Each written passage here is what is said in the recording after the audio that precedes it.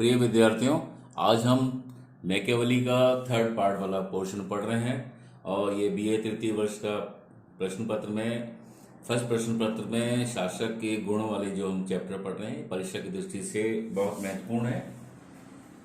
अपनी पुस्तक प्रिंस में 18वें अध्याय में मैकियावेली उन सिद्धांतों का उल्लेख करता है जिसके आधार पर राजा को अपना आचरण करना चाहिए, या ये कहें कि परीक्षा में आता है राज्य की सुरक्षा का सिद्धांत या राज्य के हितों की सुरक्षा हेतु सुझाए गए उपाय। तो इन सब का जो आंसर बनता है वो ये बनता है, राजा को कैसा होना चाहिए। तो पहली बात आती है, मैकियावेली ये कहता है कि राजा को नंबर 1 अधिकाधिक शक्ति का अर्जन करना चाहिए।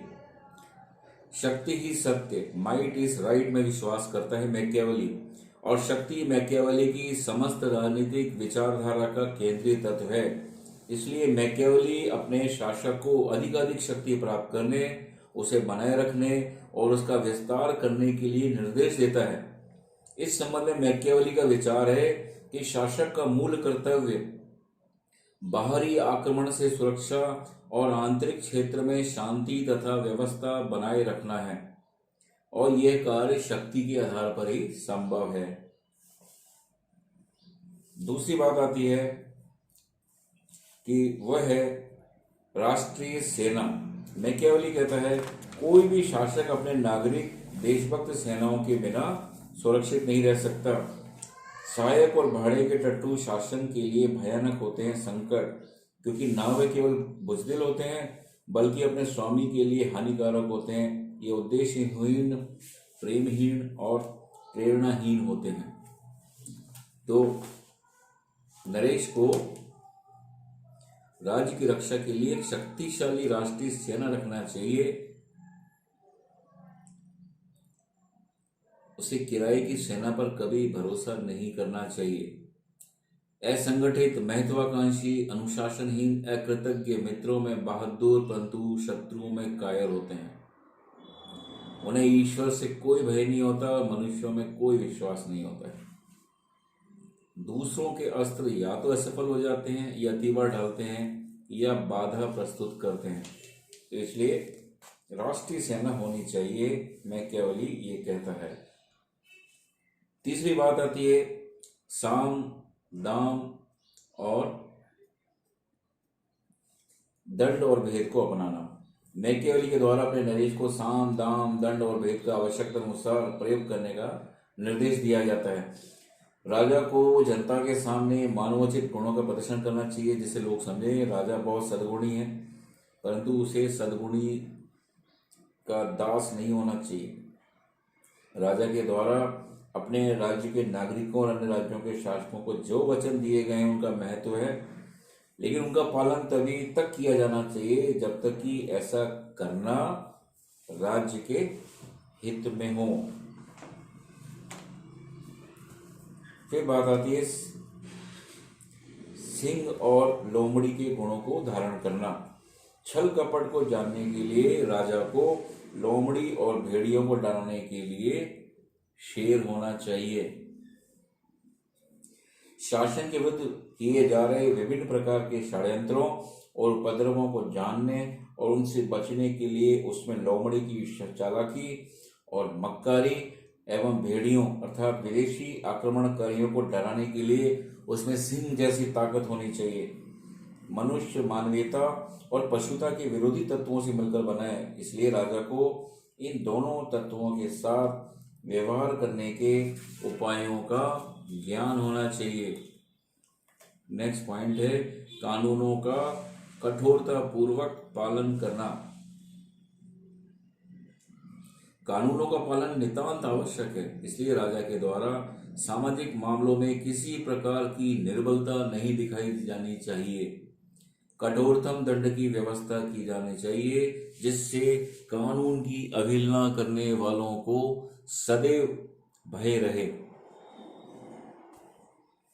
नेक्स्ट है सैनिक शक्ति का विस्तार और युद्ध की स्थिति बनाए रखना।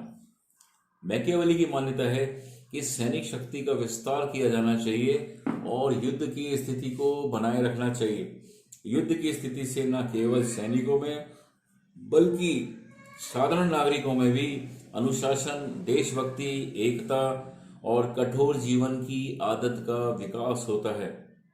शासक के लिए युद्ध में वीरता और शौर्य का प्रदर्शन करने से अधिक सम्मानजनक बात कोई और हो ही नहीं सकती। फिर नेक्स्ट आती है आचरण भयमुक्त हो लेकिन घृणित नहीं। प्रेम की अपेक्षा भय मानव जीवन का अधिक स्थायी तत्व है, इसलिए प्रजाजन के हृदय में प्रेम की अपेक्षा भय उत्पन्न किया जाना चाहिए।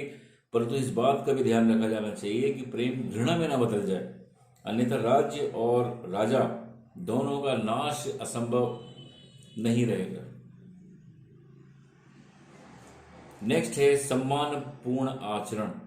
राज्य के द्वारा अपने सम्मान और अपने प्रति भय को बनाए रखने के लिए सम्मानपूर्ण आचरण को अपनाया जाना चाहिए। और इस दृष्टि से राज्य के द्वारा दो कार्य नहीं करने चाहिए। पहला, प्रजा वर्ग की स्त्रियों पर कुदृष्टि नहीं डालनी चाहिए। दूसरा, प्रजा की संपत्ति छीनने की कोई चेष्टा नहीं करनी चाहिए, अन्यथा लोग निश्चय ही घृणा करने लगेंगे। और राजा के द्वारा प्रजा की सामाजिक रूढ़ियों और रीति रिवाजों में हस्तक्षेप नहीं करना चाहिए। नेक्स्ट पॉइंट आता है योग्य मंत्रियों का चयन और परामर्श। मंत्रियों के चयन में राजा के द्वारा बहुत अधिक सावधानी बरतनी चाहिए,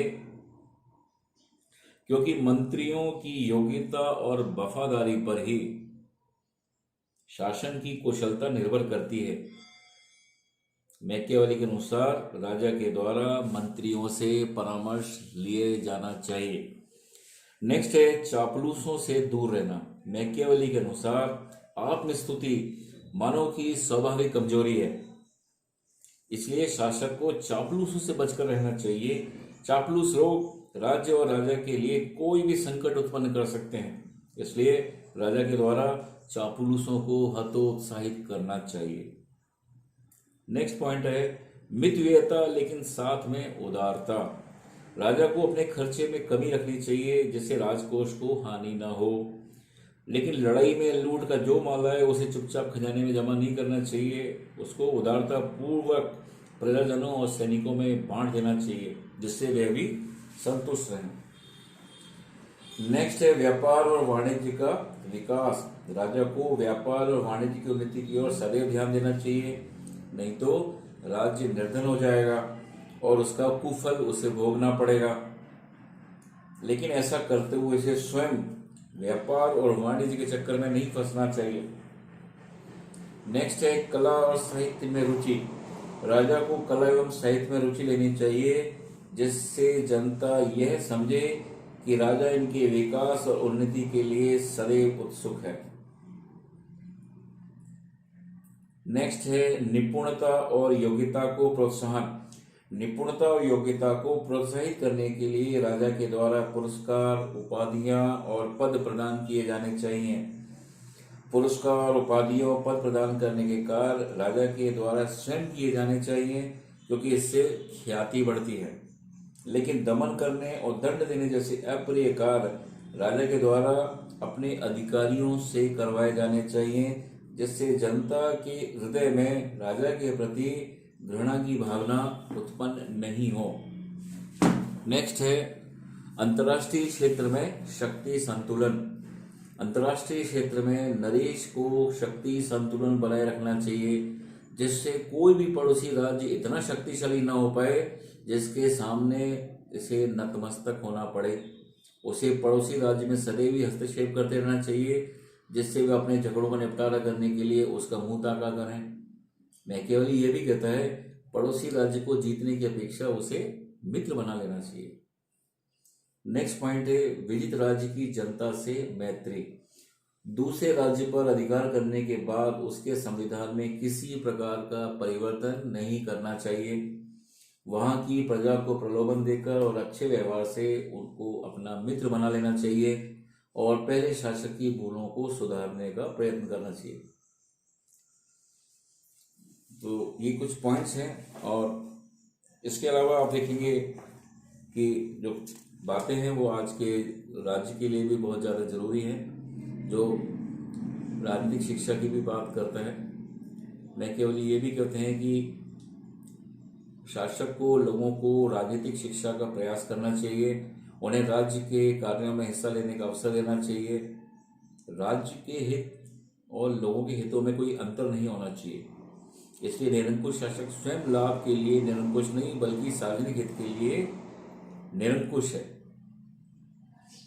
इससे स्पष्ट होता है कि मैकियावेली राज्य की रक्षा, स्थिरता और विस्तार हेतु सभी प्रकार के मानवीय व पशुत्व, नैतिक और अनैतिक, वैध और अवैध, उचित और अनुचित साधनों की आज्ञा देता है।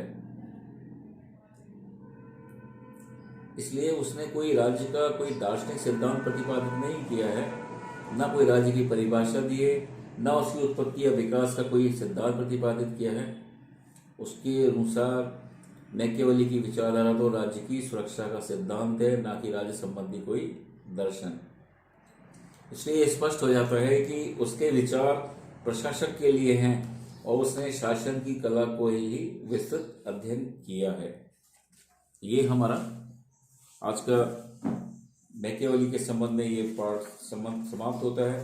परीक्षा की दृष्टि से ये महत्वपूर्ण है और अगर हम अच्छे राजनयिक बनना चाहते हैं तो ये सिद्धांत भी हमारे लिए प्रामाणिक है। धन्यवाद।